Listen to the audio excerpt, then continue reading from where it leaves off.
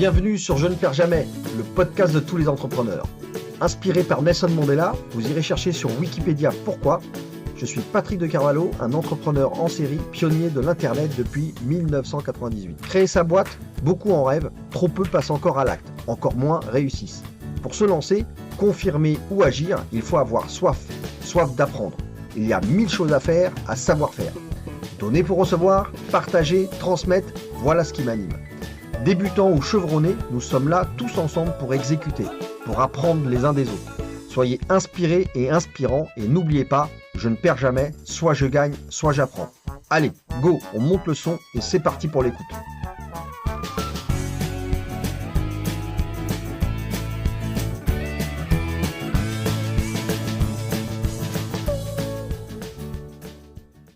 Et bonjour à tous, c'est Patrick de Carvalho et je vous retrouve à nouveau sur le podcast Je ne perds jamais.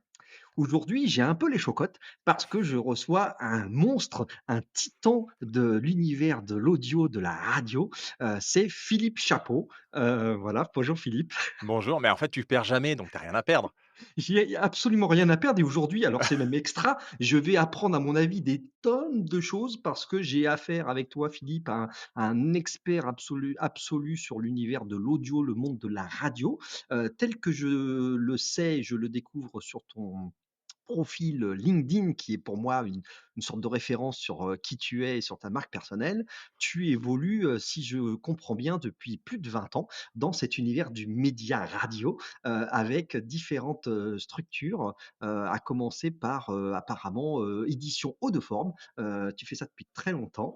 C'est vraiment une structure spécialisée sur ce monde de la radio. Et tu as également ajouté une lettre professionnelle, j'imagine, à l'attention de tous les professionnels de la radio avec la lettre pro de la radio. Et puis, comme ça suffisait pas, eh bien, tu t'es lancé il y a maintenant, je crois, un petit peu plus d'un an et demi sur la création et le lancement de Podcast Magazine. Alors ça, je suis particulièrement enthousiaste à cette idée de projet puisque là, pour le coup, c'est vraiment un sujet qui traite de tout ce qui peut toucher au podcast, dont je suis friand, évidemment. Philippe, est-ce qu'on est à peu près dans les clous? Auparavant, tu as fait une formation académique, tu as fait l'université apparemment à Montpellier. J'ai Si 3 jours. je hein? Ah 3 jours. Bon, bah, tu vas nous J'ai raconter fait ça. 3 jours à Montpellier et je suis parti parce que, dans ma première vie avant cette expérience, d'édition HF, j'étais dans le tennis. J'étais Yes, prof de tennis, donc tu vois, ça avait rien à voir. d'accord, oui, J'étais coach de tennis.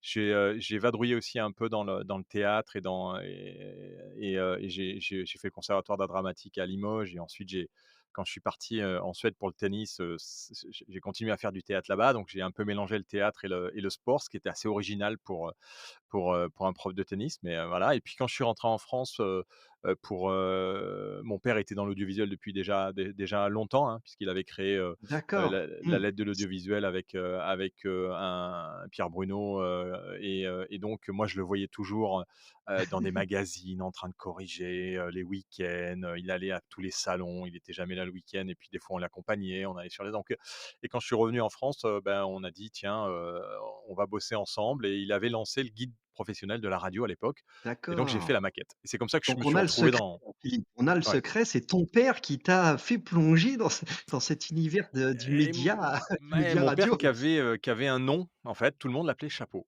D'accord, Et donc il avait un nom et petit à petit, avec les années, j'ai réussi à me faire un prénom, et tous ceux les patrons de grandes chaînes, ceux qui sont encore, les Jean-Paul Botte-Crew, d'Énergie, tous ces gens qui sont des patrons de télé ou de radio qui ont un certain âge, qui ont plus de 65 ans, connaissaient mon père parce qu'il parlait d'eux quotidiennement d'accord. dans un magazine qu'il recevait, 3 fois par semaine à l'époque. Donc tu Ouais. imagines, c'était, une grosse publication. Ouais, c'est une grosse Donc publication, ouais. voilà, donc c'est un peu la suite logique, de mon père qui m'a accompagné, qui m'a aidé à avoir, à me faire un prénom et puis maintenant ça fait plus de 20 ans, mon papa est parti en 2010 D'accord. et quand il est parti, je me suis dit: «Tiens, j'avais envie de lancer une lettre dédiée à la radio». Lui, il me disait que ça marcherait pas parce que c'est il y a plein de radios en France, je pourrais t'expliquer et je me suis dit: «Je vais quand même le faire». et ça t'a pesé ça, Philippe, je dirais la présence ou en tout cas voilà ton père qui était, comme ça, connu, une star dans son domaine, dans son univers. Toi, ça t'a entravé ta propre, je dirais, aventure entrepreneuriale ou comment ça Pas s'est du passé tout, ça? moi quand je suis rentré en France, j'ai passé, auparavant donc 6 ans en Suède et auparavant, 1 an aux États-Unis. Je vadrouillais partout C'est avec le ça. tennis, donc j'étais vraiment un globe-trotter. Je parlais très peu français, donc en fait, quand je suis rentré en France, j'avais très peur de prendre le téléphone et d'appeler les gens parce que D'accord, d'accord. c'est pas que je maîtrisais pas le français, mais j'avais plus l'habitude, j'avais plus la gymnastique du français. Donc en fait, il m'a Mmh. pris par la main et puis je l'ai suivi dans les salons, je l'ai écouté parler, c'était un gros déconneur mon père, il racontait des histoires, incroyables dans et c'est pour ça qu'il était souvent invité parce qu'il c'était un boute en train, de première et il racontait très, très bien les histoires, ce que je fais absolument pas de mon côté et donc je me suis marré beaucoup en fait. Donc ça a été D'accord. plutôt, très agréable de le suivre un peu, et qu'il me présente un peu les uns les autres. Il était toujours, très jovial, il était toujours, il y a toujours une solution à tout, jusqu'à ces derniers moments où il est parti du jour au lendemain, la veille, il était encore avec moi au bureau Ah oui, et il est parti en d'accord, pleine forme. waouh! Ouais. Ouais. Mmh. Ouais, c'est oui, je dirais dans la tristesse et dans le malheur, à la limite, c'est presque, Bah, je c'était enfin, génial. c'est C'était génial de génial oui, c'est pour ça. lui, c'est Ouais, génial pour lui, ouais, c'était moins génial pour ma mère. j'imagine, Moi, ouais. je voyais ça un peu comme, le relais, il fallait que je continue l'aventure et on rêvait de faire le salon de la radio qui allait réunir tous les professionnels au niveau européen, qui allait, montrer qu'on est capable de faire parce qu'il croyait aux médias radio. Il a toujours cru aux médias radio et à l'audio quelque part, hein. Quand je dis médias radio, j'englobe le podcast et Mmh mh. l'audio digital, à l'intérieur de ça et son rêve, c'était qu'on ait le plus gros salon au monde, ce qui est arrivé en 2020, 10 ans après, sa disparition, juste D'accord, avant le covid. juste avant le covid. OK, et alors pour le coup, l'activité donc ce que je comprends, c'est que tu as une première tranche de vie où là, tu es dans le sport, Ouais. tu es coach, hein, tu es entraîneur ou professeur, c'est ça? Professeur de tennis? Joueur d'abord Ouais, et puis d'accord. ensuite, je me suis blessé, avec une lombalgie Ah, L4, L5 yes. et OK, donc j'étais obligé donc là, de terminer devenir la coach carrière. Ouais, c'est et ça. j'ai terminé ma Ouais, carrière en Suède dans un club, d'élite, où il y avait Wilander, Larsson, Björkman, des d'accord. grands noms du tennis et le capitaine de la coupe Davis, suédoise qui était là-bas aussi dans un petit club Yes. comme, petite ville, 60 000 habitants au sud de la Suède et j'ai fait mes preuves et je suis devenu après directeur des entraînements de ce club, en suédois, dans le Waouh! texte et je me suis éclaté pendant 6 ans, à suivre des gamins, élites jusqu'à ce que, j'étais presque prêt à partir sur le tour, à coacher un jeune et puis il s'est, rompu le talon d'Achille et donc j'ai dit: I «Qu'est-ce que je fais? Est-ce que je Eh continue dans le oui, tennis? Est-ce que je rentre c'est en ça. France?» Et donc j'ai fait le plus, le pour, les 2 colonnes pour contre Suède, pour contre, France et je suis rentré en France. Tu es rentré en France et c'est là où tu vas monter à ce moment-là, ta première structure. Alors quand tu Ouais. rentres d'ailleurs, c'est intéressant ça, que tu rentres comme ça voilà, d'un séjour à l'étranger où tu travaillais, qu'est-ce qui va te passer par la tête en te disant: «OK, je trouve un job, salarié» ou non, tu vas monter un truc? À C'est l'époque, j'ai pas non, ouais, à l'époque, tout de suite alors déjà, j'avais ma propre société, en Suède. J'avais déjà? créé en fait D'accord, à l'époque, ils d'accord. étaient déjà à l'auto-entreprise en Suède. Donc, Ouais, donc tu étais déjà dans une fibre, «Je la monte mon Suède, business, la Su j'ai voilà, ouais, la j'ai ma Suède petite, était un pays OK, très pionnier, en d'accord. 80, je dirais en 96-97, c'était déjà internet pour tous. Ah oui, Donc tu vois? Alors qu'en France, ça a été qu'en bon, 2000-2001, 2002, ouais, ça tout à fait, ouais. commençait vraiment à arriver. Moi, quand je rentrais en France, c'était la croix et la bannière pour avoir une connexion internet, alors que j'avais développé le premier site du guide de la radio, leguideradio.com. Il date de 96. Je Ouais. l'avais développé en Perl à l'époque, et j'avais essayé de comprendre comment est-ce qu'on arrive à mettre à jour un site web parce que j'y comprenais Ouais. rien moi et Bon, donc j'ai bon, appris, voilà. tu me ramènes à mes propres souvenirs où j'ai monté ma première start-up web digitale, en 98 et où mon site web à l'époque m'a coûté 250 000 €. Bah, oui, alors moi non, parce que je faisais tout seul. Donc l'avantage c'était que et donc quand je suis arrivé en France, et que, il m'a dit, alors déjà j'avais fait la maquette Mmh. du guide de la radio sur Quark Express que j'avais appris tout seul. Donc moi j'aime bien apprendre D'accord. seul, en fait. Ouais, ouais. Donc j'avais monté ma boîte en Suède, les 3 dernières années, donc je savais ce que c'était de monter une boîte et moi, et j'avais acheté à l'époque, mon premier G4 avec, ma caméra DV, je faisais des montages vidéo, j'étais déjà vachement Ouais, dans tu étais déjà, ah ouais, ouais, très puis je affûté là, chattais ouais. beaucoup, j'étais sur Ouais, IRC, Internet Relay Chat, enfin j'étais vraiment très, très connecté, très tôt. Et d'accord. donc je me suis intéressé à tout ça et quand je suis, rentré en France, j'ai même pas réfléchi, c'était créer ma boîte. Donc Ouais. on a essayé de trouver à l'époque parce qu'à l'époque pour monter une boîte, c'était pas simple, Oui en et les en notamment 2000 l'apport de capital, tout ça, exactement et donc on a c'était en trouvé francs, c'était genre au moins 50 000 francs, sinon tu et pouvais pas ben monter de boîte et et tout ben ça, hein? justement, Ouais, ouais, on a trouvé en fait, un palliatif, c'était la SARL de presse et d'accord. la SARL de presse à l'époque, Ouais, on avait mis, 350 €. d'accord. Donc c'était 1 000 francs à Ouais, l'époque. mais au lieu des 50 000, si tu Au lèves lieu des 50 000 francs, 50 000 tu dois exactement, monter une société classique ou traditionnelle. Ouais, ouais. exactement et donc ce qu'on a Et fait en oui, fait, on a monté avec 1 000 francs la société. Le guide de la radio existait déjà, donc on avait déjà des rentrées publicitaires, parce d'accord. que mon père, avait déjà développé, le Quelque guide chose, professionnel de la ouais, radio et donc on s'est dit: «On va monter une boîte». Parce qu'à l'époque, le guide de la radio était sur la boîte de ma mère qui faisait, de la tenture murale et de la décoration d'intérieur, donc ça avait rien à voir. Le comptable, rien à voir, il ouais. s'arrachait les cheveux. S'arracher la tête, ouais, Ah ouais, ouais, non, mais au c'était un niveau de truc de l'objet malade. social, waouh, c'était le grand Ah écart. non, mais il disait: «Non mais arrêtez, il faut enlever le guide de la radio, il a rien à voir avec, ce que vous faites» et donc on a essayé de trouver un nom. Moi, mon nom, donc c'est Chapeau, édition HF, en fait, c'est pas la HF haute fréquence, c'est la Oui, HS, oui, c'est ça. c'est Mmh. haut de forme Haut de pour forme. chapeau, Ouais, voilà et donc on le a haut de créé forme. édition HF, qui est un nom imbitable, qui est un nom que personne, et puis en plus, alors avec le nom de domaine éditionhf.com, tout le Mmh. monde me dit: «Édition SHF? Non, édition HS?» Non, non, on n'est pas encore HS, on est HF. Ouais, c'est Donc HF. c'est vraiment le nom à pas prendre quand on monte une boîte. Et puis ce qu'on a fait, c'est qu'on a développé des marques après. On avait l'envie de lancer un salon très tôt. Donc on a commencé par D'accord. des concours pour les radios locales. On aimait Ouais. beaucoup les radios associatives. Le paysage radiophonique en France est l'un des plus riches au monde. Dans les années 80, on D'accord. avait 2 000 stations qui existaient. Aujourd'hui, on est à Mmh. peu près à 1 200 stations, donc ce qui est quand même 1200. énorme. D'accord, c'est déjà, déjà pas mal. Ah beh, c'est 1 200 éditeurs sur, 6 000 fréquences. Donc Ouais. en fait, c'est vraiment beaucoup, beaucoup, beaucoup de stations, beaucoup d'acteurs et donc on s'est dit: «On va essayer de les réunir et d'abord, de mettre en valeur les artistes locaux». Parce qu'il y avait déjà à l'époque, dans les Mmh. années, 2000, une problématique qui s'identifiait, qui était les artistes locaux pour, arriver à se faire connaître dans les grandes radios, c'était quasiment impossible parce qu'il y avait Mmh. des accords, c'est toujours le cas, hein. Il y a des accords et pour arriver à se faire diffuser dans une radio, faut, passer toutes les étapes, Ouais, des maisons de disques, j'imagine.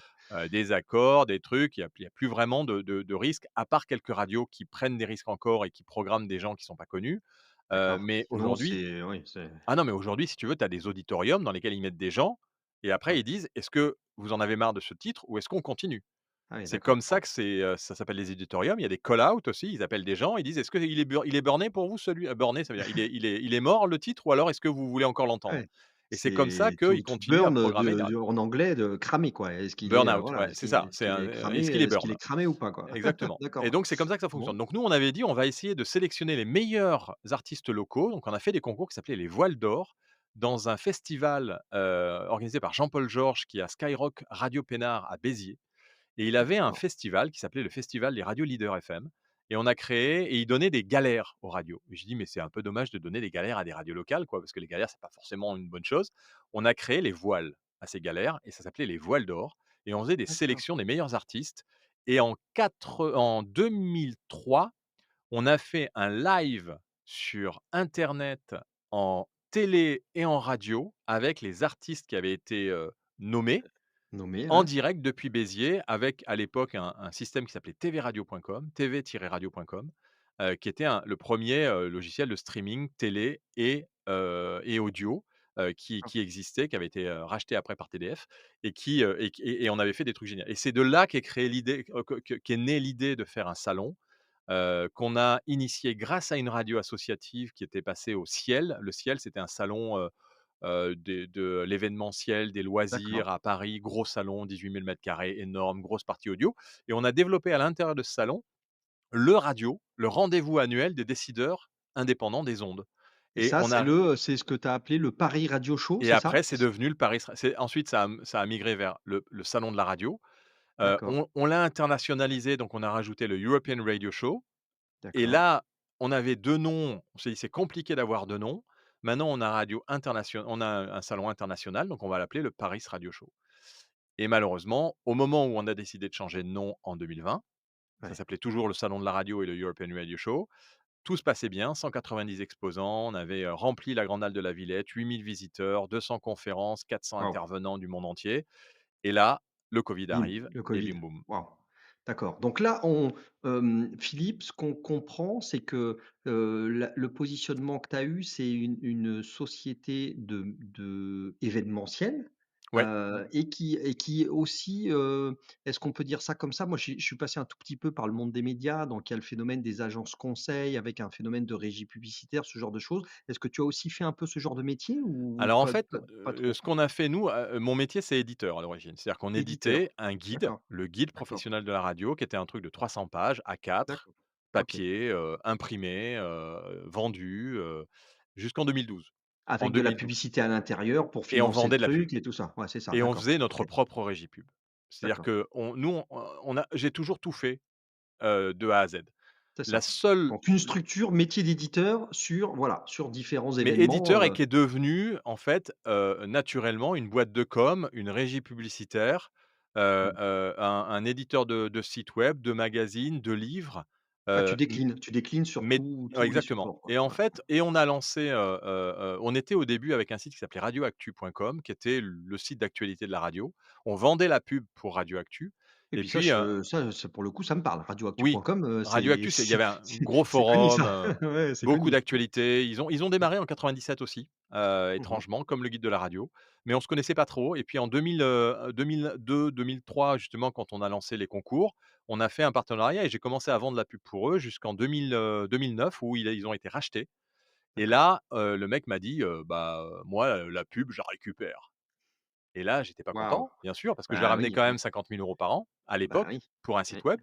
Ouais, Donc ouais. moi, ça me faisait, j'avais 50, ça me faisait 25 000 en moins, j'ai dit: Bien «Bah sûr, non, je suis pas bien sûr. d'accord» et j'ai Mmh. lancé la lettre pro de la radio sur le web pour concurrencer Ouais, Radioactu pour contrer aussi ce truc-là. et Ouais, en 2 ouais. ans, Radioactu a disparu. Yes. Au moins ça, C'était c'est pas pour les tuer, hein, c'était non, simplement, je comprends, c'était heu pour tout simplement défendre tes intérêts et la génération de revenus pour ta propre exactement. structure. Nous, Ouais. on avait lancé la lettre pro de la radio en magazine papier en 2010. Mmh. On a attendu, que Radioactu, nous dise: «Est-ce qu'on fait? Qu'est-ce qu'on fait?» Ils m'ont dit: «Non, merde, on reprend la régie ou, tu fais ce que tu veux». Et ben, moi, j'ai lancé mon site web un an et demi après. J'avais déjà le magazine, j'ai ouvert simplement tous les articles sur le web. J'ai rajouté des articles quotidiens et Mmh maintenant mh. depuis, 10 ans, il y a Frédéric, Brulatour qui m'a accompagné, et qui est devenu associé à Éditions HF, qui a remplacé, mon père J'allais embrayer sur ces aspects-là, on va en parler. et depuis 10 ans, Ouais, il fait 10 articles par jour ouais. sur la lettre point pro, et aujourd'hui, c'est, enfin, celui qui travaille dans le milieu de la radio et maintenant du podcast parce qu'on parle beaucoup de podcast, mais Mmh qui mh. connaît pas la lettre point pro, bah, il y en a bien sûr, il y en a, mais, Mmh. on est quasi seul C'est un et quasi support de incontournable. référence, quoi. Aujourd'hui, Ouais, c'est un ouais. totalement support de Après, référence. ça, si on arrête, on va vite disparaître, hein, et les gens nous oublieront vite. Donc je dis Ouais. pas ça, par fierté. Je dis Mmh simplement que mh c'est mh. un gros travail qu'on a fait avec Fred, que ça soit le magazine tous les mois, donc on a un magazine papier tous les mois qu'on édite en papier, mais qu'on fait aussi en digital avec un abonnement et on a aussi un site D'accord. d'actualité avec une newsletter quotidienne gratuite, mais le Mmh site mh. pour accéder aux articles, c'est payant. On n'est pas cher par rapport à des Satellifax ou à des correspondances de la presse ou à des acteurs comme Ouais, ça j'ai qui connu ça. Ouais, ouais. voilà, qui coûtent très, très, très, très cher. Nous, on est Ouais. à La 9,90 par mois, donc correspondance de la presse, j'ai vu passer ça à l'époque puisque moi, j'avais pas mal, bourlingué sur l'univers média presse, puisque en plus ma première startup c'était planètepresse.com. ah C'était oui, ouais, c'était la vente de la presse, au numéro et en abonnement sur, internet, hein. Sauf qu'à ouais. l'époque, on était avec des petits modems qui faisaient tu tu tu tu tu et on avait 300 000 abonnés, à l'internet en France, quoi. Ah bah, oui, oui, non, non, mais Donc c'est moi, clair. j'ai pas échappé à pouah, implosion, éclatement de la bulle internet des années 2000. Je suis parti avec l'eau du bain, mais je connais pour le coup bien le monde des médias, en tout cas la presse. C'était une période assez unique. Nous, on n'a pas subi Ouais, cette bulle-là parce qu'on était dans le papier et dans l'événementiel. Donc on a déployé, en fait, de mmh, l'événementiel, on a déployé des publications. des livres aussi, avec la collection «1001 D'accord. idées pour réussir à la radio», qu'on a décliné en petits livrets et puis Hein, en hein. bouquins. On a traduit un bouquin, un best-seller, de Valérie Geller qui s'appelle «Puissance Radio», qu'on a édité et puis on continue, à éditer, des bouquins, dans le milieu, du podcast et de la radio. On n'en a pas édité depuis longtemps parce que, le papier a quand même pris Oui, un sacré coup. un petit peu de plomb dans l'aile, ouais, ouais. Et puis quand on a lancé Le Pod d'abord, donc on a commencé avec Le Pod, c'était un petit magazine, tu vois? C'est un petit truc comme ça Le Pod, Ouais, c'était un petit un magazine petit, à 6, ouais, c'est ça. donc qui se Mmh. met dans la poche et en fait, on a fait ça pendant 2 ans et puis, il y a un moment où on s'est dit, «C'est petit, c'est écrit petit, on s'éclate pas sur la maquette. J'ai Mmh. envie d'avoir un vrai magazine qui parle Ouais, pas que de sélection de podcasts, mais qui va bien au-delà et surtout aller à la rencontre, de gens comme toi, c'est-à-dire de podcasteurs et de faire un magazine collaboratif avec et pour les podcasteurs». Parce que ouais. j'avais du mal à identifier, heu quel était le public de ces podcasteurs qui se lançaient. C'est Oui. super transversal, en fait. Tu vois, toi, si tu avais pas lancé ton Oui, podcast, ouais, tu es pas dans le milieu de la radio, jamais je te rencontre. tout à fait, c'est vrai. Et Ouais, là, ouais, l'avantage, c'est que c'est super transversal. Tu vas mmh, avoir des médecins, tu vas avoir des avocats, tu vas avoir des jardiniers, tu vas avoir des c'est exact, hallucinant, quoi, le exact. la latitude. C'est un brassage de profils qui est complètement Et donc cette hétéroclite, richesse-là, ouais, j'arrivais c'est vrai. pas à la comprendre, à l'identifier. Il y Ouais, à en la a qui arrivent capter à quoi, tu arrivais pas trouver. à capter la cible là, ouais, Nous, on est un peu dans notre sérail, du milieu de la radio où on invite toujours les mêmes personnes, les patrons, les directeurs techniques, les directeurs d'antenne, les Ce que tu visiteurs sont racontes est très vrai d'ailleurs Philippe, hein. Dans cet univers des médias, il y a quand même énormément d'entre-gentes, et c'est ça, c'est, tiens, les gens se connaissent, le réseau, le truc, c'est quand même mais très, c'est pareil dans le podcast cercle aujourd'hui, hein. cercle Regarde, si tu fermé, re hein. si tu regardes l'industrie du podcast, elle est en train de se structurer. Mmh Avant, mh. c'était 80 d'indépendants, maintenant c'est 80 de structures et 20 d'indépendants et on arrive à inverser les Ouais, 20-80, comme dans toute industrie. Parce que on arrive. l'industrie se structure, la mesure d'audience, la Ouais, ouais. monétisation, l'impact qu'on a aussi, vis-à-vis des auditeurs, fait la différence. Donc à partir de là, ça intéresse, les Mmh, bien agences sûr, bien et les sûr. gros sous-sous. Et toi d'ailleurs, on va parler justement de cette bascule vers l'univers du podcast que tu as vu, bah, naître, arriver et cetera, puisque ça fait 20 ans que tu bourlingues dans cet univers de la radio. Moi j'avais envie de te demander pour, refaire un petit peu d'insertion, et de profondeur dans tes 20 ans d'entrepreneuriat.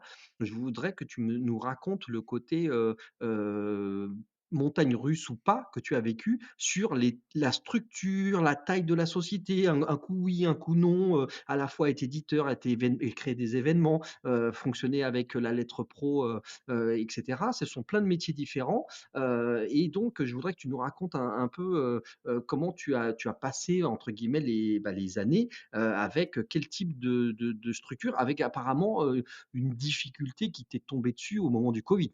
Ouais. Semble-t-il. Si tu veux, Là, on a tu y on auras pas échappé malheureusement, non. tu fais partie des boîtes qui ont particulièrement, été, bousculées par la pandémie.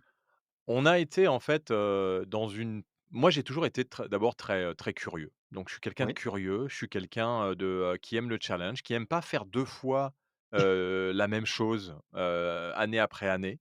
J'aime toujours retrouver un challenge et donc à chaque fois je me mettais des challenges et je me tu disais: «Mais putain, mais creuses, tu rajoutes des pourquoi?» trucs. Pourquoi je parlais dedans? Mais pourquoi je fais ça? Et pourquoi? Et en fait, c'est voilà, c'est plus fort que moi. C'est plus fort que J'ai toi, c'est ce que besoin j'allais d'avoir de dire. challenge. Ouais.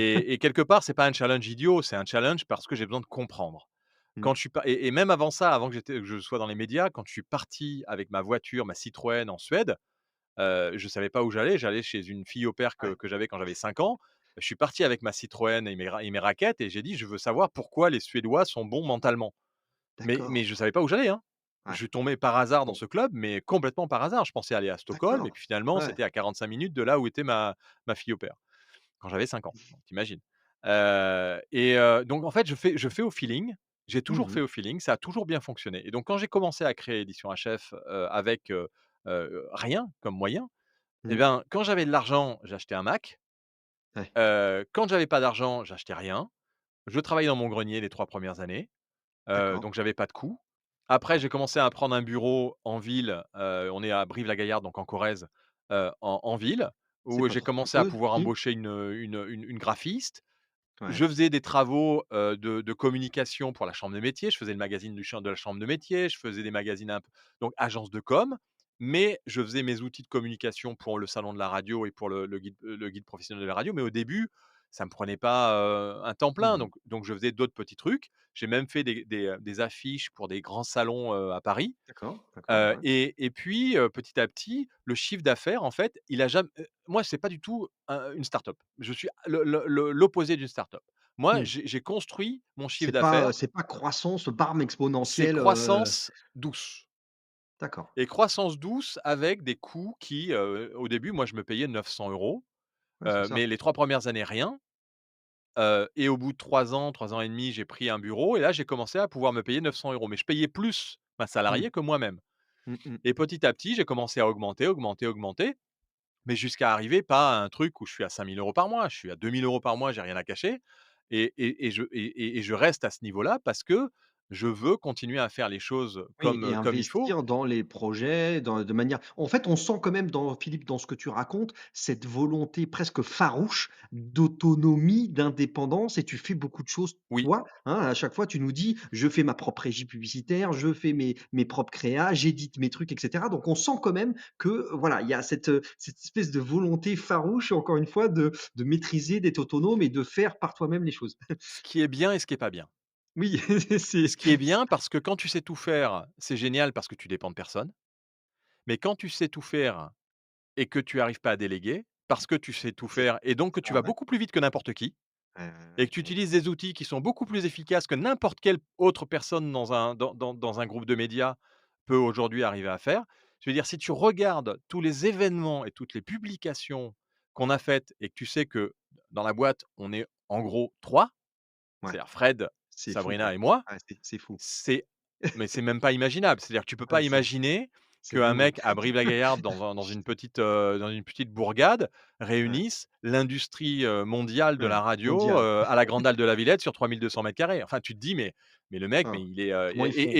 et en plus, toutes les autres choses qu'on développe». Mais parce que en fait, je suis obligé de travailler avec des outils qui me font gagner beaucoup de temps. Ouais, Et j'ai du mal à déléguer. J'ai du mal à ne pas contrôler tout ce que je peux faire. C'est-à-dire que là, le site de Podcast Magazine, c'est moi. d'accord. C'est Il y a un moi qui côté, développe le WordPress. Philippe, il y a un côté très frugal dans tout ça, en fait. Ouais, mais c'est oui, oui, Il y a ce mais côté, cette j'adorerais, cette travailler avec cette plein de gens frugalité. ouais, j'adorerais moi, travailler avec plein de gens comme moi, en fait. Le problème, il y a un autre écueil aussi quand on est en région, c'est qu'on n'est pas à Paris. C'est ce que Heu, j'allais dire. Est-ce que tu trouves, potentiellement les talents, les non, partenaires, les non, sous-traitants, les freelances? Pas évident. non. Alors est-ce qu'on peut travailler, à distance avec des gens partout dans le monde? Je sais pas non Oui, oui, plus. on peut on ah non, mais Oui, j'ai des oui, gens très mais compétents. C'est-à-dire que moi, que pour le salon, en général, on est une cinquantaine à travailler avec beaucoup de freelance, hein. J'ai très à peu de salariés parce que monter ça coûte trop cher. l'équipe, Donc projet, ça, j'ai pas de problème sur les gros événements. Mais en local ici, pour vraiment le fond, le ouais, cœur de commerce des éditions Hachette, c'est très difficile de trouver pas des évident. profils ici qui soient vraiment, très efficaces et le problème, c'est que tu as pas l'émulation. C'est-à-dire que tu vas Ouais. pas dans les pince-fesses. Mon père, si tu veux, il partait le lundi, il revenait le vendredi soir. Oui, Toute la semaine, il était à Paris, il il allait à passait la semaine tous à les Paris, pince-fesses partout là où il fallait, quoi. et donc c'est dans les pince-fesses qu'il vendait la pub. Ouais, ouais, C'est ouais. dans les Non, mais pince-fesses qu'il faisait les deals avec Canal, il faisait des soirées, au festival de Cannes, il y avait des ouais. numéros spéciaux qui Et sortaient pour les 20 ans de là, pour le Canal, enfin bon, coup, on énorme. pourra dire ce qu'on veut, mais Paris, au niveau des médias, Ah oui, bah, c'est Paris, mais quoi. de Il toute y a façon ça c'est des après c'est moi ni Lyon, ni Marseille, ni que ni ne no une autre ville peut, rivaliser avec disons Paris qu'on qui est le non, on peut le maintenant, on peut arriver à développer son business, c'est plus après c'est un choix de vie. Moi, mon choix de mmh, vie, c'est de dire: «Je préfère être avec mes 3 enfants et y passer, même si je travaille beaucoup ici, les mmh, voir et arriver à quand même oui, suivre leur éducation et être avec eux un minimum par rapport à ce que mon père était avec moi». Mais je mmh, regrette pas, hein, parce que j'ai bien sûr. manqué de rien et ça s'est très bien passé. Mais moi, c'est pas ce que j'ai envie C'est comme important ce que modèle tu de dis vie. d'ailleurs, hein, vivre la vie, c'est vivre la vie. C'est tout ce que tu n'as pas vécu est perdu, hein, tu peux pas le refaire, Oui hein. C'est et je dis ça et je travaille beaucoup, hein. C'est-à-dire que je travaille vraiment beaucoup et donc il y a plein de moments où je suis pas avec mes gamins, mais par contre, je suis là. C'est-à-dire que quand il y a un problème, je ouais, suis là, je gère quand il faut gérer et mmh c'est vrai mh. qu'après ça demande, une certaine gymnastique, mais c'est ce que je voulais. Je ne voulais pas ne pas être présent, même si je bouge beaucoup et que je fais quand même beaucoup de déplacements. J'en ai fait beaucoup, beaucoup, beaucoup moins depuis que j'ai Victor, donc il a 16 ans. Depuis 16 ans, avant, j'étais sans arrêt en vadrouille. Depuis D'accord. 16 ans, j'ai calmé beaucoup mes déplacements Mmh. et je suis maintenant, présent parce que j'ai envie d'être présent pour ma famille et j'ai envie, de suivre l'éducation de mes enfants et ça, j'aurais pu très bien dire: «Non, je vais à Paris et je Mmh. casse la baraque» parce que honnêtement, je casserais la baraque, mais c'est pas comme ça et donc ça veut dire qu'il y a des concessions à faire, il y a des problématiques et en effet, la boîte, donc elle a progressé année après année jusqu'à arriver en 2020 avec un chiffre d'affaires, enfin 2019, le plus gros chiffre d'affaires qu'on ait jamais fait, on était à 780 000 €. Heu, 70 le salon, heu et le covid Ouais. arrive Donc et là dépendant de l'événement, l'événementiel et là, pam, le covid, ah donc et là, là, waouh, pam là c'est et là, un pam. gros Donc gros coup de Trafalgar, quoi. Ouais, ouais. alors, on a eu un coup de chance, c'est que l'UNESCO est venu nous voir et que l'UNESCO nous a proposé de faire une conférence. On avait organisé pendant le confinement, juste, en mars, hein, tu vois? Donc, janvier, février, mars. En Ouais, mars, ouais, on c'est a tout pile de suite poil là. organisé, la Virtual Radio Week. Parce D'accord. qu'on s'est dit: «Il y a un truc à faire, Donc virtuellement hop, pour rester en transformer contact». un événement, ouais, On d'accord. a inventé un Ouais, événement en ligne, avec les outils depuis mon sous-sol de ma maison et on a créé un événement en ligne où on a, invité les gens du monde entier, en français le matin, en anglais l'après-midi, à d'accord. parler sur les En audio, en vidéo, vidéo. c'était comment? Audio, En vidéo et vidéo, c'est toujours d'accord. disponible, hein. Si vous En faites vidéo, Virtual Radio Week, d'accord, vous allez trouver les d'accord. vidéos, sur YouTube et on était en OK, direct et on interviewait les professionnels du monde entier sur leurs problématiques, justement à pouvoir faire de la radio à distance, génial. et Ouais, l'UNESCO avait vu ça et donc l'UNESCO nous a appelés pour créer, la Radio Week, mais à la sauce de l'UNESCO, avec d'accord, le monde entier, les 5 continents, pour essayer de donner des mini formations à toutes les radios dans le monde entier qui sont des radios rurales, et les aider à pouvoir, faire de la radio à distance. d'accord, Avec des d'accord. outils, avec des formations, avec des idées, avec des intervenants. Donc on a fait Ouais. 7 jours, avec en 4 langues, huit heures de direct par jour, 2 heures Oh, par langue. Français, anglais, arabe waouh. et espagnol. D'accord, Et on a bon. organisé ça tout en ligne, 8 heures par jour sur alors c'était pas 7 jours, hein, 5 jours, 5 fois 8, 40 heures de direct à préparer 40 heures, ouais, sans un couac, avec des mecs en ouais, Afrique, donc ouais, avec des partout, connexions quoi. de merde, donc ça veut dire qu'on faisait des backups, avec des vidéos qui nous avaient enregistrées au cas où le live ne marcherait pas Tout à et on n'a fait. pas eu un seul couac. Waouh, Vive la et fibre. ça, c'était une commande, une Oui, mission, un oui. contrat de l'UNESCO, en fait? C'était l'UNESCO. En fait, derrière l'UNESCO, c'était, bien sûr, bah, parce que derrière l'UNESCO, on sait bien que c'est les Nations Unies et les Nations Unies, en fait, avaient comme objectif, d'accompagner les radios, avec cette crise mondiale, et Mmh, donc ils voulaient, par ce biais-là aussi, passer des messages. Donc il y avait des disclaimers à chaque fois, il y avait le message de l'UNESCO d'accord. Ouais, et des Nations Unies à chaque fois sur cette partie-là et ça leur a permis en fait voilà, de rester en contact avec toutes les radios dans le monde entier. Mais ça a été une expérience géniale et ah oui, j'imagine, incroyable. ça nous a sauvés, concrètement, Je notre année 2021. Ouais, Après on a été picousés aux aides, et puis quand tu ressors, de cette picouse qui a été, bénéfique bien entendu puisqu'on faisait partie, de cette catégorie, de sociétés qui étaient dans l'événementiel et qui touchaient, et donc on je touchait sais plus rien, ouais, d'accord. 20 Mmh. du chiffre qu'on faisait, l'année d'avant en N-1. L'année d'avant en comparaison, ouais, c'est ça, ouais. Mmh. Donc ça nous a aidés pendant une période et puis Ça t'a après on Ouais, enfin, ça t'a maintenu, ça a maintenu la tête hors de l'eau. à flot, mais c'est Bah pas la non panacée, quoi. et après on a Ouais, été obligé de prendre un PGE, à hauteur de 20 de notre chiffre d'affaires, donc c'est 120 000 € d'accord, et après il a fallu commencer à rembourser. et là, il a fallu commencer les traites. Eh oui, ouais. Voilà et là ça a commencé à serrer sec parce que tout s'est arrêté. C'est-à-dire que les événementiels, les exposants ne venaient plus, les C'est visiteurs ne ça. se déplaçaient plus. Parce que j'allais te demander, maintenant on est 3 ans, 3 allez, mars, on est déjà en juillet, 2023, mars, est passé derrière nous, donc ça fait 3 ans de 3 ans après cette pandémie. Ça reprend, ça reprend pas? Qu'est-ce qui se Alors, passe à la en sortie de ça maintenant? septembre l'année dernière, on était à peu près à 50 De de ton, d'exposants qui c'est de revenaient et ouais, de visiteurs qui revenaient, dans les gros salons au niveau mondial. Le NAB, l'IBC, c'était à peu d'accord. près 50 qui revenaient et donc on sentait que ça voilà, que ça redémarrait, qu'il y avait un nouveau un et puis la guerre est arrivée, guerre d'Ukraine, donc là, ça a refoutu un coup de Trafalgar à tout le monde. Remis un coup de frein, ouais, ouais, Mais on peut dire que maintenant alors on va pas prendre, le dernier salon qui a eu lieu, Vivatech à Paris parce que Vivatech a explosé tous les chiffres, grâce à l'intelligence artificielle et au Web3,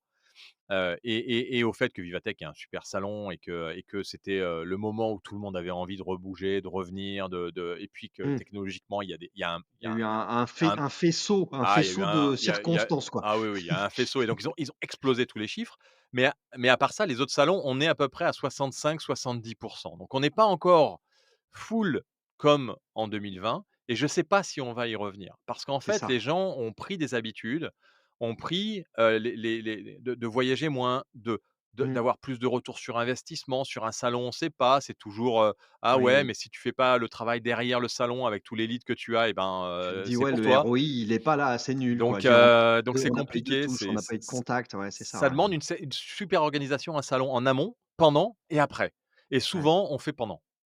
Toi, le salon que tu faisais, c'était une fois par an? C'était tous les ans? C'était Ouais, tous les 2 ans? C'est comment? C'est tous tous les les ans? ans, fin janvier, on réunissait, depuis, 2003, D'accord.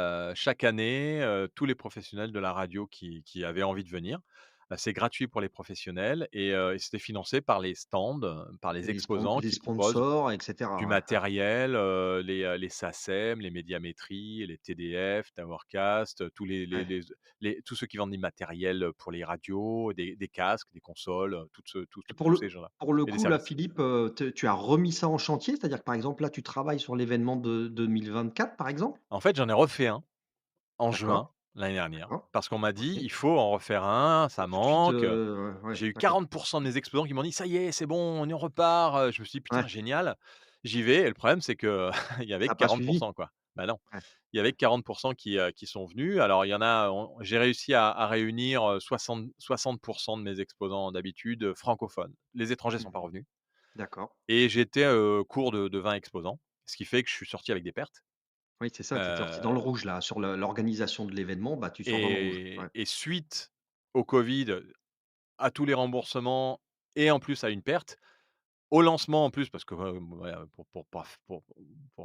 compléter tout ça, je lance Podcast Magazine quand même, qui est aussi un Oui, c'est investissement ça, assez on va lourd. enchaîner, on va enquiller là-dessus, Donc ouais, je ouais, me ouais. dis: «Ouais, non, mais c'est bon, le salon repart, donc je vais lancer Podcast Magazine, ça va se coordonner». Sauf que perte sur le salon, Podcast Magazine, augmentation du papier, Ouais. double, plus après à nouveau, un tiers d'augmentation. Donc on s'est pris par rapport à notre business plan, parce que j'ai quand même fait un business plan, Mmh. on est passé d'un coût de revient à 3 € à un coût de revient à 10 € le magazine. Ah oui, Pour uniquement d'accord. l'impression, hein, uniquement l'impression. C'est-à-dire que je le Waouh, waouh, vendais à waouh. 6,90 et je me suis Ouais. retrouvé avec un magazine qui me coûtait donc de l'argent. Donc je l'ai quand même fait parce que je m'étais engagé avec les KissKissBankBank, et tous ceux qui nous a fait confiance. Je m'étais engagé à lancer le magazine, donc je l'ai fait. Je l'ai investi, j'ai pris sur moi, et là, on essaie de rééquilibrer doucement. C'est ce que j'allais te Heu demander là, mais on est effectivement, là, toujours dans le rouge ouais. et il faut arriver à tenir parce que ça fait 20 ans et c'est la première fois, j'ai l'impression de revenir 10 ans en arrière si tu veux, Mmh, par c'est comme rapport si tu avais à tout ce qu'on a reculé là, monté. tu ouais, c'est ça, tu as reculé, Reculer avec quand même bon, j'ai des ouais. super, partenaires, qui m'ont fait confiance sur 2023 et que j'ai réengagés, pour que je puisse sortir la tête de l'eau et qui m'accompagnent, pour le salon qu'on refait, en janvier 2024. Là, tu es en train de Heu, préparer ça là? Là, tu ouais, prépares ça? c'est ça y est, OK, on est sur les starting blocks. c'est On parti sur les repart rails. Mmh. pour un Paris Radio Show avec du podcast, avec, de l'audio digital et de la radio, et on espère que, tous les exposants vont revenir, que tous les visiteurs vont aussi, à nouveau se déplacer. et que alors on fera pas un carton comme on a fait en 2020, mais qu'on Mmh mh. reparte sur les bases parce que c'est important pour une industrie d'avoir un Mmh. salon professionnel. C'est ça. Et moi, j'ai des exposants qui sont géniaux parce que c'est aussi, des passionnés, c'est des gens qui adorent, le fait de pouvoir se rencontrer et ça nous a Rencontrer, manqué oui. beaucoup. Ouais. Et la clé dans là, dans tous les business que tu racontes, j'essaye de vulgariser un peu pour expliquer à nos auditeurs, parce que tout le monde n'est pas spécialiste de cet univers des médias. En fait, la clé de tes business plans, business model, il faut comprendre que c'est en fait des notions on appelle ça les annonceurs, c'est-à-dire des entreprises, des marques qui, en fait, payent, tout simplement de la publicité, des sponsors, des stands et cetera, hein. C'est ça qui finance en fait, hein, le modèle économique d'un événement de ce type-là ou de Podcast Magazine, qui est donc l'édition d'un magazine, c'est qu'il faut des annonceurs qui payent tout simplement la publicité qu'on trouve à l'intérieur, qui permet de financer la fabrication, la diffusion, et cetera, le budget de fonctionnement du truc, hein. C'est Philippe, tu confirmes ce point-là? Bah, en fait, c'est l'offre et la demande. C'est-à-dire Ouais. que tu as des offres, c'est-à-dire que nous, on a Podcast Magazine qui s'adresse à des aficionados, des passionnés de podcast, des podcasteurs ou des professionnels de l'audio. Et Oui, ces gens-là, bah, ils sont consommateurs de produits, de c'est ça, casques, de consoles, de petits enregistreurs, et donc c'est la demande. C'est-à-dire qu'ils vont demander quelque chose et ils vont le découvrir grâce à la publicité. Sur un salon, c'est la même chose, c'est-à-dire que tu as les visiteurs qui sont plutôt les directeurs techniques, directeurs d'antenne, animateurs, mmh, podcasteurs, qui vont venir sur le salon pour voir le nouveau matériel, les dernières technologies, bien les sûr, ouais. conférences aussi, les Mmh contenus, mh. parce qu'on fait beaucoup de conférences. Et c'est ça, en fait, l'offre et la demande et ça fonctionne dans tous les secteurs d'activité. D'accord. Bon. Et alors là, aujourd'hui, c'est déjà c'est 1 an minimum, pour l'événement de janvier 2024. C'est tout de suite maintenant que tu cherches les annonceurs, les sponsors, que tu fais tout là? Ben, on est nous, d'abord, on est en constante relation avec eux. C'est-à-dire que nous, on publie Les chaque constructeurs aussi, mois, les fabricants de matériel et tous cetera, ces enfin gens-là. tout Ouais. l'écosystème qui gravite autour de cet univers de l'audio, de la radio, du podcast, quoi. Nous, tous les jours, on est en contact avec eux et on est en contact avec l'actualité qui anime, Mmh. les secteurs de la radio, de l'audiovisuel et du L'écosystème, ouais, podcast. Donc ouais, en fait, c'est des gens qu'on voit régulièrement dans les événements, qu'on sollicite régulièrement. C'est tous les jours, nous, qu'on est en ouais, contact avec eux. On fait des actus tous les jours, on fait des publications tous les mois et des événements, on fait des radio ouais. tours. On va en région pour rencontrer les radios et les podcasteurs en région. Donc tout ça, c'est vraiment notre C'est écosystème ça et le métier de tous les jours, ouais. et Mmh, notre mmh mh. passion et nous, c'est vraiment on est, là tous les jours pour essayer de voir tout ce qui se passe, tout ce qui est en train de se goupiller, même sur l'intelligence artificielle avec l'audio, enfin, on suit vraiment tout ça de très près et on fait des publications et on offre à des annonceurs la possibilité de pouvoir, se mettre en avant sous forme de publi rédactionnel ou de publicité et c'est ça qui nous finance. Après on arrive à vendre certaines choses, donc Podcast Magazine, il y a un prix de vente, mais parce qu'il y a un coût d'impression, Bien sûr. obligatoire. Si on avait que le De coûts digital, de fabrication, d'impression, bah, tu as la oui, maquette, tu as voilà, tu les la création des illustrations, tu as le temps pour, bien les sûr. journalistes, tu as enfin, Mmh mh. donc tout ça, ça a un coût et on ne peut pas, donner, du papier aujourd'hui, même un e-book, qui aujourd'hui offre des e-books. C'est très rare en fait. Maintenant tout Mmh a mh, un mmh. prix, même si c'est 0,99, tu as de toute façon un travail derrière et qui demande rémunération. Et quand tu fais, le podcast magazine là, tu es soumis aux organismes de contrôle là, le fameux OJD qui calcule enfin qui donne la diffusion, tout ça? Ou comment ça se Alors passe? en fait, Comme attention, un magazine, classique ou pas du tout? l'OJD ou la CPM, c'est une certification D'accord, qui n'est pas du tout obligatoire. d'accord, C'est une certification qui est payante. OK. Ouais, C'est-à-dire que tu auras tes chiffres si tu payes ouais, et à partir de là, ils te garantissent que, ils ont vu ta facture d'imprimeur et tu as c'est bien ça, imprimé à 3 000 exemplaires et donc c'est ils ça. te mettent dans le listing Mmh. parce que tu payes.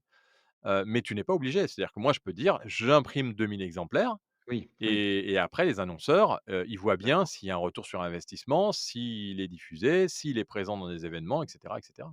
Oui, oui, parce qu'il y a bien longtemps, quand j'étais justement sur mon univers de la presse là, effectivement, il y avait ce principe que les agences médias ensuite achètent des insertions pub, comme on appelle ça, en fonction de chiffres qui leur sont prodigués par les fameux organismes de diffusion et de contrôle qui disent: «Oui, oui, tel titre il a augmenté en diffusion ou pas, Ouais. donc quel est son nombre de lecteurs?» et gna gna gna et en fonction de ça, bah, ta page de pub, elle coûte plus ou moins cher, quoi. Oui, mais nous, on n'est pas dans le secteur grand public, en fait, tu vois? Oui, On est dans un milieu, B2B. Dans le B2B, ça fonctionne pas exactement de la même manière, pour Podcast Magazine, à la rigueur, on pourrait le faire. Au début, on voulait partir en kiosque et puis avec l'augmentation du papier, on n'est pas parti en kiosque.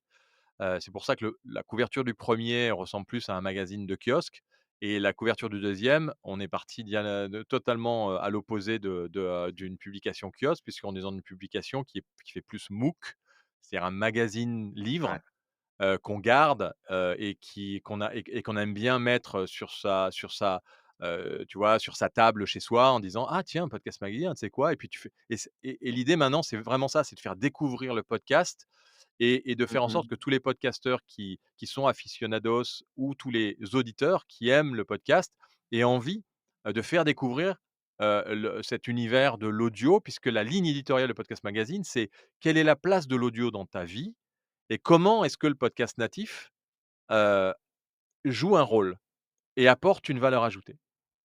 Qu'est-ce que tu Philippe, est-ce que tu peux, tu viens de parler de podcast natif.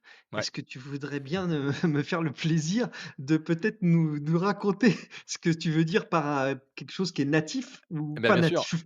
Alors, en fait, le podcast c'est très francophone, hein. C'est-à-dire que, D'accord. il y a même pas francophone, je dirais c'est français même.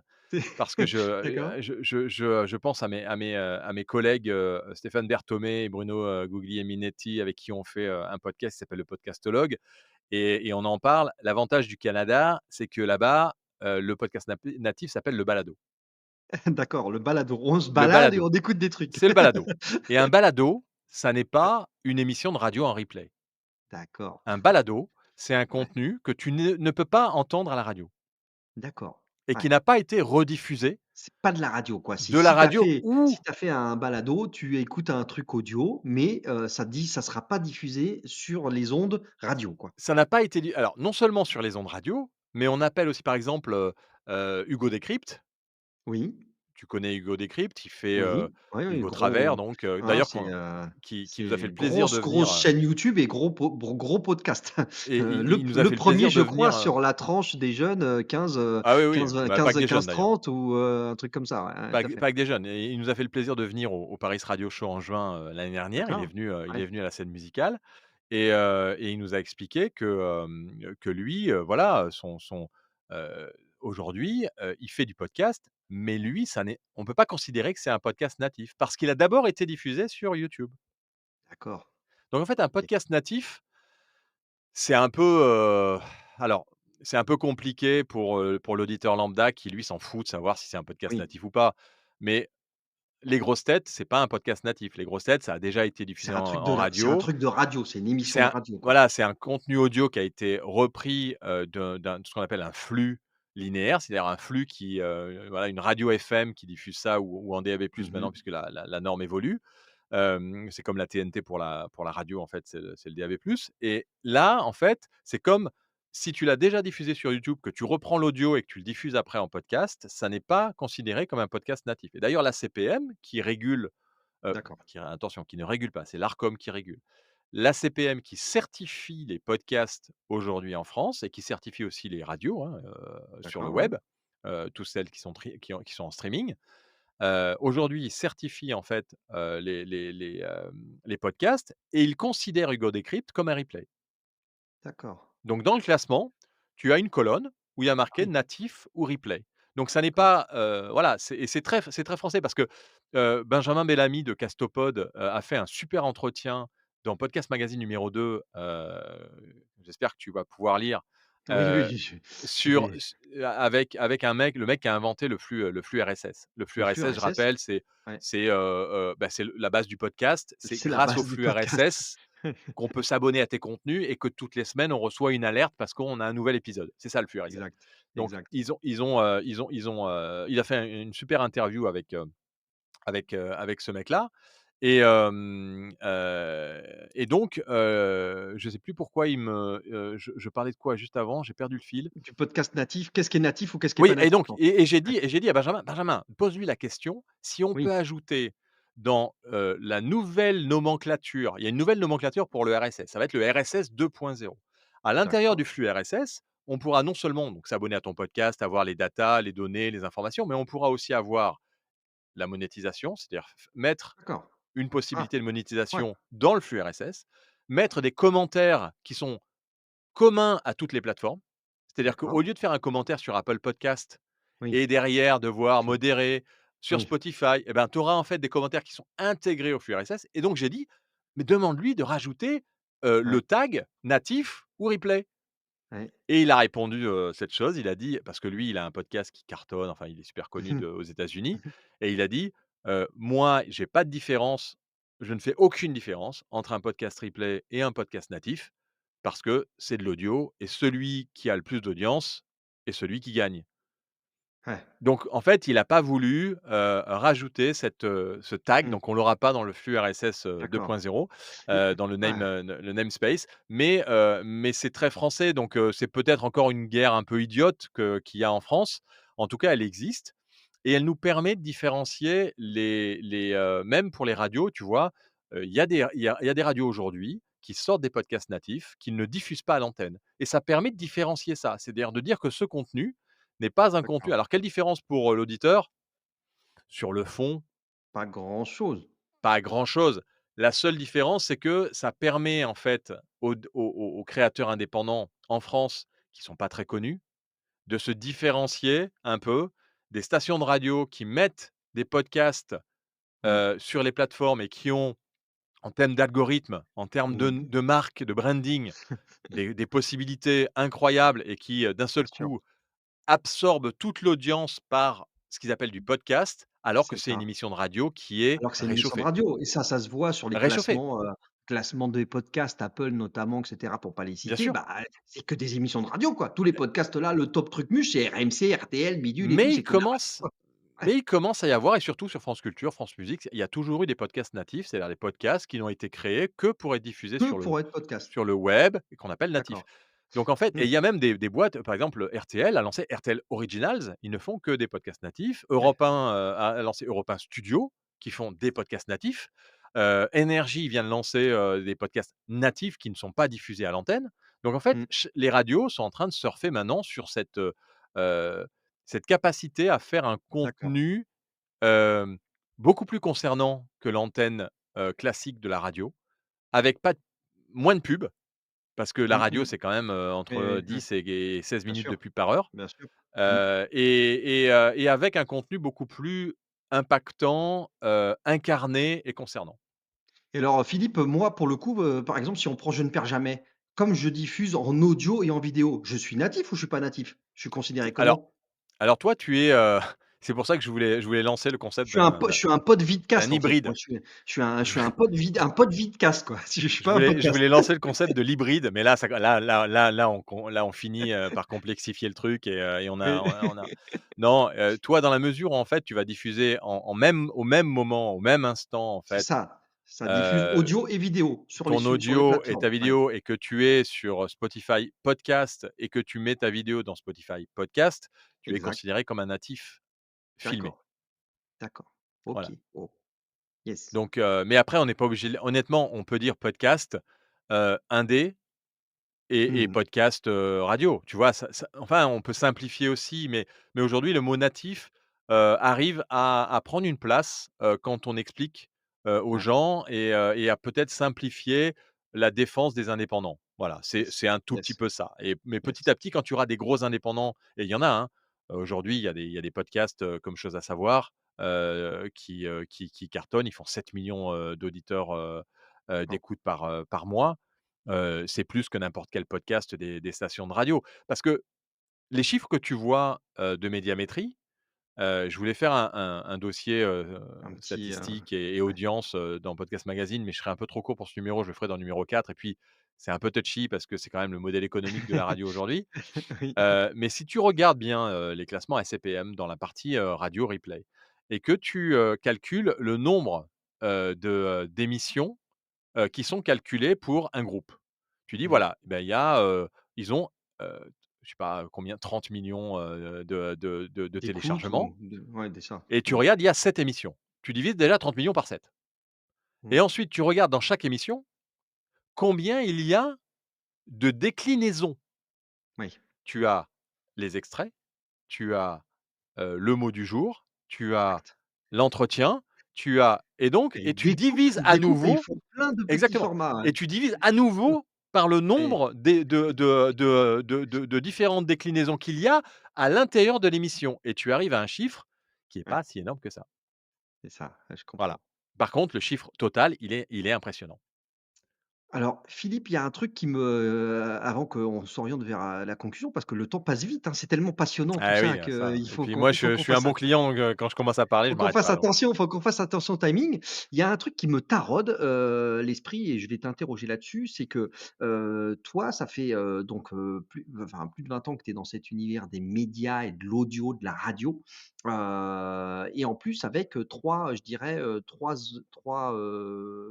supports, le côté, événementiel, le côté audio et le côté, papier, presse.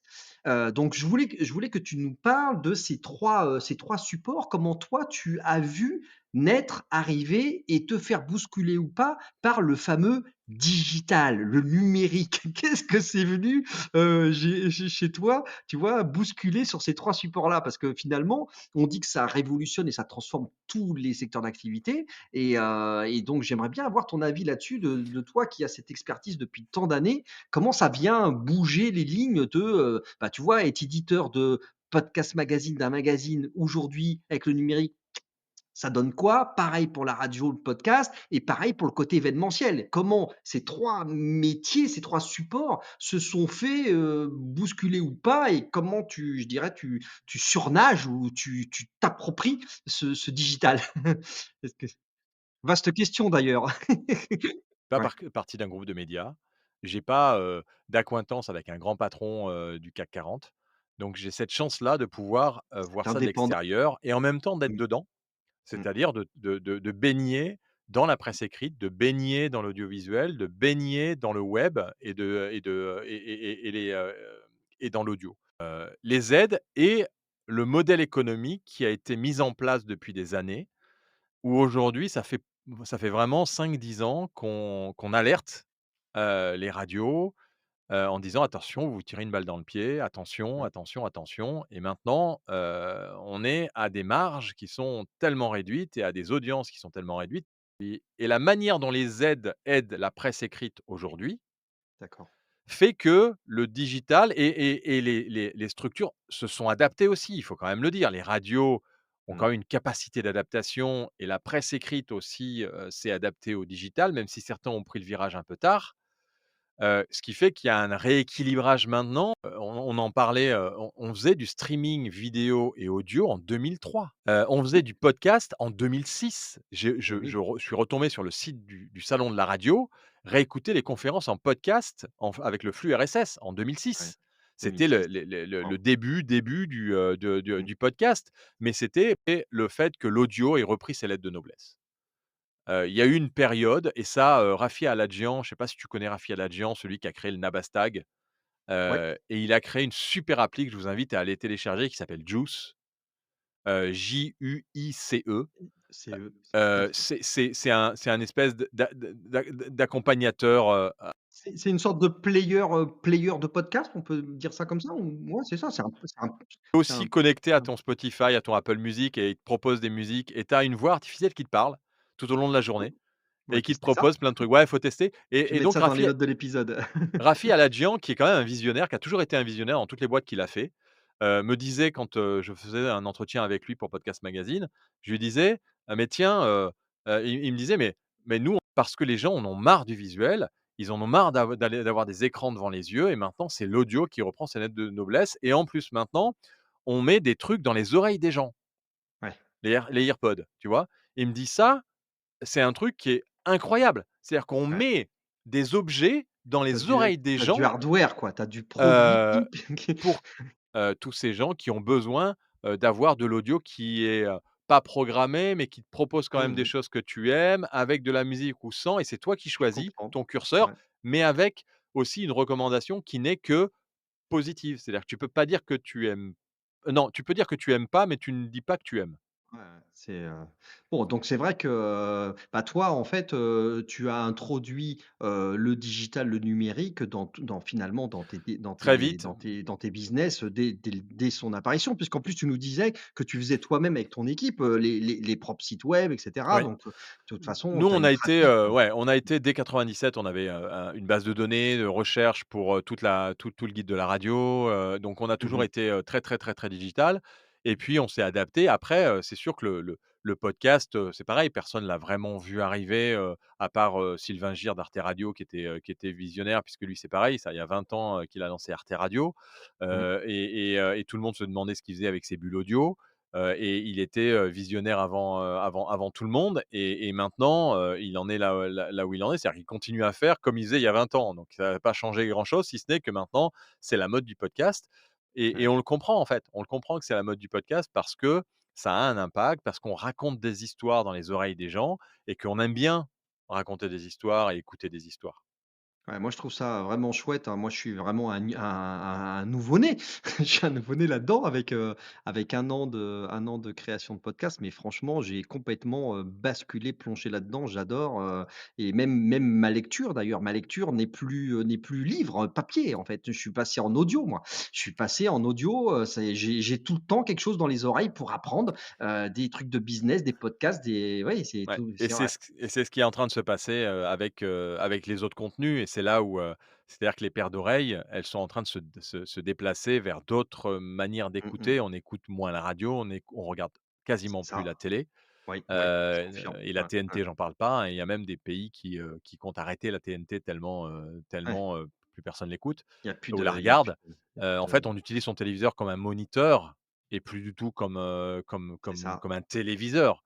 Ouais. Donc je pense que, le téléphone, c'est un peu la même chose. C'est-à-dire que là, on est dans une génération, d'images, Mmh. où les jeunes, sont en train de s'abreuver de 3 secondes de contenu, mais il va y a un Avec un niveau moment d'attention très, très, très, oui, mais très il y a un fort. moment, il va y en avoir marre et donc Ouais. ils vont se dégager de ça et qu'est-ce qui va rester? Il va rester un contenu qui te Mmh. permet de te poser, qui te permet C'est de ça. réfléchir, d'avoir cet imaginaire dont on a besoin pour la créativité, et qui n'est pas simplement être, scotché à un écran, à regarder des choses qui te font devenir un légume. Donc on Ouais. a ce gros avantage de faire travailler l'imaginaire et c'est ça qui est le plus magique dans notre métier, c'est, d'arriver à créer de l'imaginaire, pour les gens qui avec le temps, ont perdu cet imaginaire et ça leur permet de Mmh, mmh, le mmh. retrouver. Bon.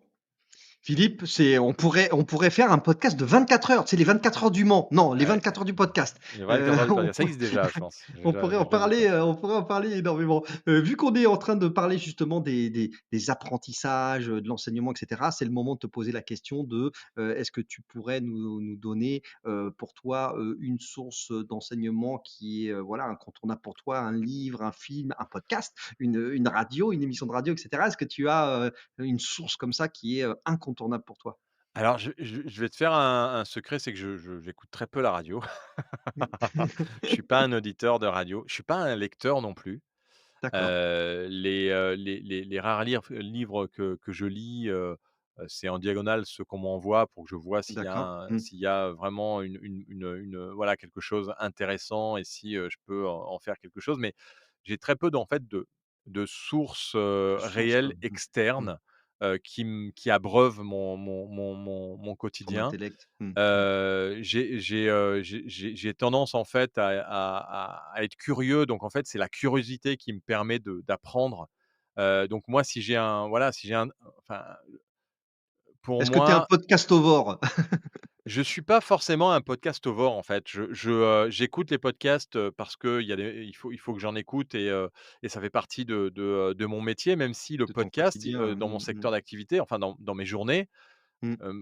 je devrais pas passer autant de temps à gérer, Podcast Magazine, mais voilà, c'est plus fort que moi, je peux pas faire autrement. Mmh. Mais il faudrait que je passe 90 de mon temps à faire autre chose Ouais. que Podcast Magazine. Mais bon, ça c'est pour la petite Mmh. histoire. Donc non, c'est passionnant d'écouter des podcasts, c'est passionnant de pouvoir, mais malheureusement, j'ai pas le Le temps temps, nécessaire pour temps pouvoir écouter nécessaire, des ouais. Mmh. podcasts et en fait, quand on veut vraiment écouter un podcast qui a du sens, c'est très difficile de pouvoir travailler en même temps. Oui, Heu ouais, c'est vrai, c'est vrai. donc quand je vais Mmh. courir, je me mets toujours un podcast. Mmh. Là, j'écoutais Tant qu'il y aura des hommes là, Mmh. qui est vraiment super, du label Orso Média et parce que je trouve qu'elle est très, très forte dans sa manière de faire De des interviews. raconter. Mmh, mmh. J'écoute, Cernot parce que je le suis depuis le début, Julien Cernot-Bory et que je trouve son aventure, assez incroyable et fantastique et donc il y a quelques podcasts comme ça que je suis, mais à part ça, Mmh. c'est vrai que j'en découvre à chaque fois. J'essaye là, j'ai découvert un truc, Tant qu'il y aura du vivant, par un mec qui est parti, dans les montagnes. Il était à D'accord. Paris, Waouh. entrepreneur et puis il est parti dans les montagnes L'aventure. pour raconter c'est quoi une forêt, c'est quoi un ver de Ouais. terre, c'est génial. Il a une narration un peu spéciale, mais je trouve le concept super. Voilà, donc je fais des découvertes comme ça et j'ai toujours des coups de D'accord. cœur que j'aime bien un peu sortir, mais j'ai pas de source réelle, qui m'abreuve en fait, vraiment et je peux pas te sortir un livre en disant: «Voilà, faut lire ce livre». En fait, malheureusement et je pense ça vient de mon passé de sportif, j'ai jamais eu vraiment, une énorme culture et je l'avoue, hein, je suis pas quelqu'un de très cultivé. Oui, tu es Je plutôt, suis quel plutôt dans le dynamique, l'action, à je faire du suis sport ou je suis tu quelqu'un qui continues travaille d'ailleurs, l'immédiat. aujourd'hui tu as une pratique sportive, tu continues Ouais, oui, oui, à oui, courir, tu disais et cetera, ouais. ouais, je continue, je courais ce matin encore, et Tu j'essaye as fait du tennis avec tes enfants? Tu leur de as appris, m'entraîner. Ouais, ouais, j'ai c'est fait du tennis avec mon fils qui a un peu arrêté là parce qu'il fait de la pelote basque et du MMA maintenant, donc c'est plus pareil. ah, c'est pas Et puis il pareil. est grand, il a 1,92, donc je te raconte pas, il est aussi grand que moi, il a 16 ans. Ouais, ouais, non, j'ai fait du tennis avec lui et puis je suis toujours, je fais toujours du pas mal plus de paddle maintenant que du tennis. Pas sur l'eau, hein, le paddle, avec la Oui, raquette. oui, paddle, la raquette, Ouais, avec la raquette. Mais sinon, non, non, je fais toujours du sport, mais c'est vrai que en fait, je suis quelqu'un de très qui suis beaucoup dans l'immédiateté. C'est-à-dire que d'accord. je vais m'intéresser, je vais me passionner, je vais être très curieux par rapport à tout ce que je vois et donc c'est Mmh. vrai que ça laisse très peu de place, au Oui, recul, ce qui est pas bien. C'est-à-dire que, je sais que lire, c'est vraiment oui. bien. Je devrais lire, Ouais, te plein poser, prendre un bouquin, bim, te plein de plonger dedans, classiques, ouais, et ouais. puis j'essaie de faire ça quand je suis en vacances, mais c'est ce que je lis, c'est absolument pas, des trucs à conseiller, donc c'est des polars de merde, que je trouve mais je trouve ça génial, donc Oui, mais je rentre dans l'histoire et ça te vide ça l'esprit m'évade. aussi peut-être? Ouais, c'est ça. Non, après ce que j'aimerais bien lire moi, et ce que j'aime bien, c'est la philosophie bouddhiste. J'aime beaucoup, D'accord, cette approche philosophique, donc j'ai lu quelques bouquins, du Dalaï Lama parce que je trouve qu'il OK. a une intelligence, Ouais. de philosophie de religion que D'introspection, de la voilà. réflexion, Après, je ouais, dis pas que d'accord. je deviendrai moine parce que je suis pas, moine bouddhiste, je suis pas sûr que ça me passionne. Ça te Même si, tu corresponde. vois, une retraite me dirait pas, me dirait parce que de Mmh, rien dire pendant une semaine, je ça peut je être suis pas mal. quelqu'un je peux faire, par exemple, un aller Paris-Brive, en silence. D'accord. Waouh. Ah ça, j'ai une capacité à rester dans le silence pendant des heures et des heures sans écouter de musique, sans rien écouter, simplement être D'accord, dans le juste silence comme et ça, ça, j'adore. ouais. Ouais. Et là, quand c'est comme ça, tu penses, tu réfléchis, C'est assez ou il y a abstrait, en juste fait. rien, c'est Il juste, y voilà, a il y a ouais, ouais, en fait, c'est un espèce de mélange de bien sûr, il y a plein de pensées mais je suis dans une espèce d'équilibre, en fait. d'accord. Donc ça, Écoute, c'est un peu, voilà, c'est un peu alors j'ai fait beaucoup de, dans le quand j'étais, coach de tennis, hein, on mmh, faisait beaucoup de sophrologie d'accord, et ouais, donc la ouais, sophrologie, on ouais, bien regardait sûr. une balle pendant 3 heures, sans avoir une pensée qui partait ailleurs. Mais ça fait partie du coaching des Ouais, professionnels. C'est-à-dire que quand c'est tu pour veux le être mindset, la professionnel concentration, gna gna gna, ouais, c'est ça, et ouais, tu te refais ton match, pendant 3 heures et si tu rates, une balle, ou si tu penses à autre chose, entre 2 balles, c'est que tu es pas concentré. Donc voilà, d'accord, et ça, j'ai beaucoup travaillé ça, donc c'est peut-être de là que me vienne cette passion bien. pour le silence. Mais c'est vrai que je peux passer des heures et des heures sans avoir tu vois, d'alimentation cérébrale et quelque part, c'est ce qui crée peut-être aussi ma folie de challenge et tu sais, c'est ce que je dis à mes gamins, hein, quand mes gamins me disent: «Ah papa, on s'embête», je dis: «Très bien». embête-toi, génial, tu vas avoir Ça fait du bien aussi, ouais. non, mais ça c'est super important de s'embêter parce que c'est comme ça qu'on devient créatif. Ouais. Alors tu me tends la perche parce que tu parles de folie et de challenge. Alors on y va. Chèque en blanc, Philippe. Ouais. Tu as des moyens illimités. Qu'est-ce que tu aimerais faire? Quelle société tu aurais envie de créer? Ou est-ce que tu aurais envie de racheter une entreprise? Je sais pas, tu rachèterais, une radio? Tu rachèterais Apple? Je sais pas. Que Non, si tu alors je suis ferais? un Apple freak donc Apple, tu peux pas enfin tous ceux qui aiment Apple, ils vont te dire: «Bah oui, bien sûr, tu aurais envie Allez, je de» les rachète. non, mais tu aurais envie d'avoir la d'a voilà, d'être Ou avec d'avoir créé Steve Apple, Jobs quoi. et Mmh, mmh, ouais, mmh. voilà, d'avoir été dans le garage avec Steve Jobs, quand il a démarré, parce que, c'est un voilà, c'est quelque chose mais non, je pense que si j'avais vraiment des moyens illimités, d'abord, ça m'apporterait une espèce de sérénité, Mmh. par rapport à l'entrepreneuriat où tu es quand même Oui, toujours dos au mur, oui, oui, oui, et je suis des d'accord. fois, Mmh. il y a pas de mur, donc il faut faire Oui, gaffe, c'est ça, c'est si jamais tu fatigant, as un quoi. trou C'est derrière. fatigant, c'est éreintant, il faut beaucoup de résilience, quoi. Ouais. Et ce que je ferais, en fait, c'est que je réunirais plutôt ma dream team. C'est-à-dire Rêver, je quoi, de rêve, tu te dirais: «Là, ouais, je peux c'est-à-dire vraiment qu'il y a des mecs m'entourer avec avec qui les». Mmh, il y a des mecs avec qui je me suis toujours dit: «Putain, si on montait une boîte ensemble, si on tra si je pouvais les embaucher et leur donner, voilà ce qu'il ouais, fallait, putain, mais on casserait la baraque». ouais, Donc je ouais. pense que, ce serait ça que je ferais, c'est-à-dire que je réunirais la dream team, et nos limites quoi et on s'amuserait à continuer à travailler Qu'est-ce que tu et ferais? Tu puis voudrais monter un média? Tu montrais non, une je un pense que média, une je ferais ce que je ferais. Je ferais ce actuellement? que je D'accord. fais, Mmh, actuellement. Moi, j'ai eu la chance avant d'avoir mon entreprise, de toujours faire ce que j'avais envie de faire, mmh, sans contrainte et mmh. sans que rien m'appartienne et puis, quand tu as ta boîte et que tu et après que tu as des enfants et tout ça, d'un seul coup, c'est plus pareil. C'est C'est-à-dire que plus tu as pareil, ouais. crédit, maison, Mmh. objets, et les trucs qui t'appartiennent. De la charge et des responsabilités, quoi. Ouais et d'un seul coup, ça change la donne. Mais, ouais, c'est en fait, de pouvoir te dire que tu peux, lâcher prise comme je faisais, avant que je revienne en France, Mmh. et où en fait, tu sens aucune pression. Donc ça t'enlève cette pression qui est aussi peut-être nécessaire, hein, je sais pas, et si tu as tout comme ça, avec de l'argent, est-ce que vraiment tu Mmh. arrives à trouver la motivation comme je peux l'avoir même si je suis passé bah, et puis en plus là, j'ai perdu ma mère il y a quelques mois, donc ça a été une épreuve Une pendant épreuve de 8 plus. mois qui a été Ouais, très ouais. compliquée, Mmh, mmh, parce que, je m'attendais pas à ce que ça me touche autant. Je m'attendais mmh. pas à ce que ce soit comme ça de perdre sa maman, quand Oui, on a 52 ans, dans sa vie et que d'un seul coup, tu te rends compte qu'elle est plus là et que tu peux plus lui parler. c'est un bouleversement, ouais, clairement. Et donc ça a été une grosse étape, qui s'est cumulée avec les galères, d'entrepreneuriat. Mais ce que je peux dire, c'est est-ce que vraiment c'est pas aussi, ces galères-là qui derrière te poussent au cul en te disant, «Sors-t'en, sinon après, voilà, il y en a qui continuent pas, hein. Il y en a qui décident d'arrêter Ouais.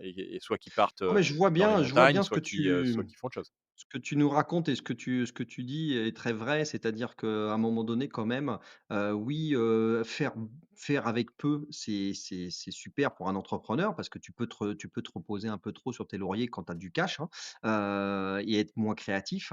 Mais, je comprends ton sentiment de te dire: «Waouh, j'ai une liberté financière et donc je peux enfin, sans limite, me dire: "Je crée une équipe d'enfer, un projet d'enfer" et sans se dire: «Waouh, OK, je dois affronter des difficultés un peu comptables, un peu administratives de base». C'est Alors que ça, bon, quand exactement. hein, Ouais. c'est ça, que, la créativité, on pourra dire ce qu'on veut, mais enfin, quand tu as pas à gérer quand même le truc de base, la compta, les payer les salaires, les bidules et tout, c'est quand même plus confort pour être Et c'est hyper pour ça que, créatif, quoi. c'est pour ça que ça fout les boules quand tu as un truc comme le Bah oui. Covid arrive parce que, quand tu as tout, que tu as bossé pendant 20 ans et que Ah, tu étais en pleine tu arrives à ascension. un moment où tu dis: «Putain, ça y est, c'est bon, putain, ça marche», Mmh, tu mmh, sors des mmh. marges, tu peux arriver à investir, tu développes des outils et puis patatras, quoi. Bah, ça Donc t'a tu fait repars. reculer et en fait, maintenant voilà, Écoute, tu vas probablement, écoute, tu vas revenir à ce palier-là, mais c'est vrai que ça t'a fait reculer.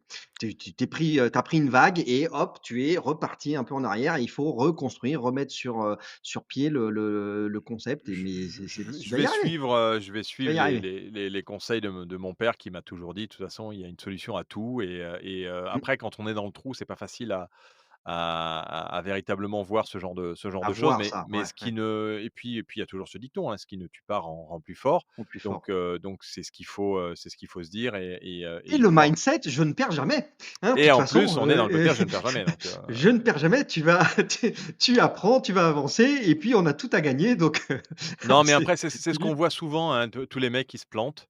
Et même si, tu vois, je me plante ou je plante la boîte, 1 an après, tu te rends compte que finalement, bah, c'était peut-être un mal pour un bien.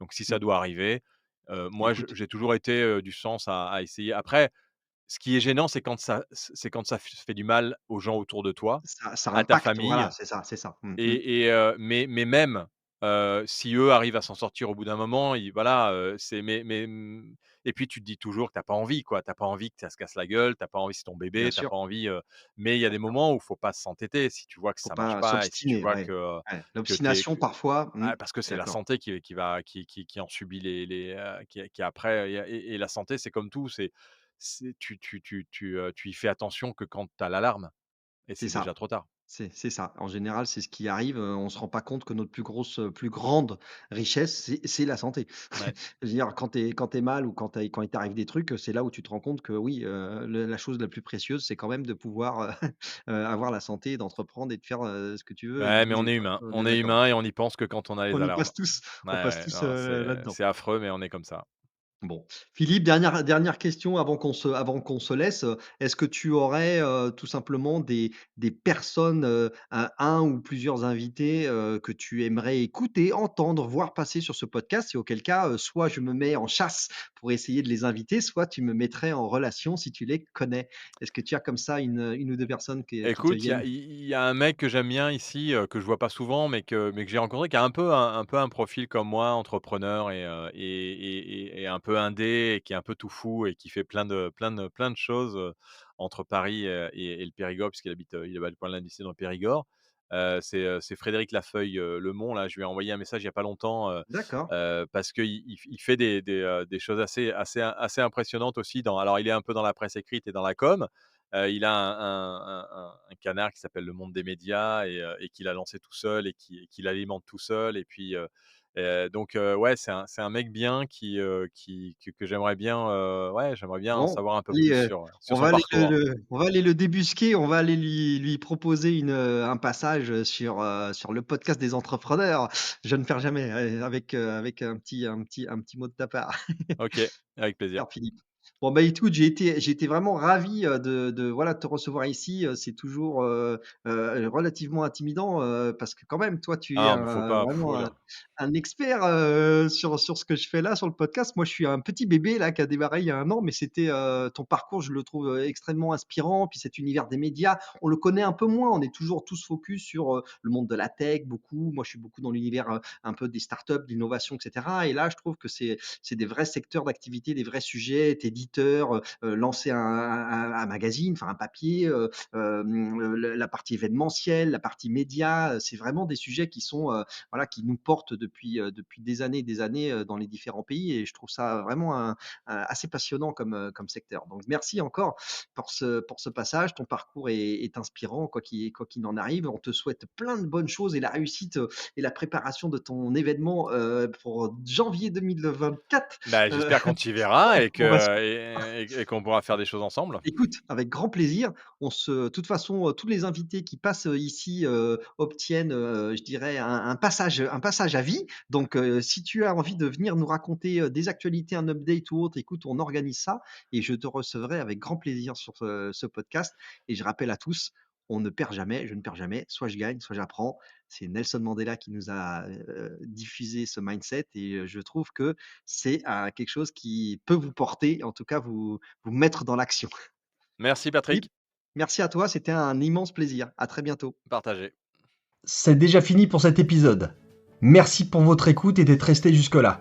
Vous pouvez continuer à engager la conversation en me laissant des commentaires et en me contactant via LinkedIn. Si ça vous a plu, merci de prendre 30 secondes pour donner de la force et de l'envie en mettant une note de 5 étoiles. C'est vraiment important, c'est ce qui fera connaître le podcast au plus grand nombre et qui le fera remonter dans les classements. Vous pouvez aussi le partager à votre entourage et je vous dis un grand merci du fond du cœur.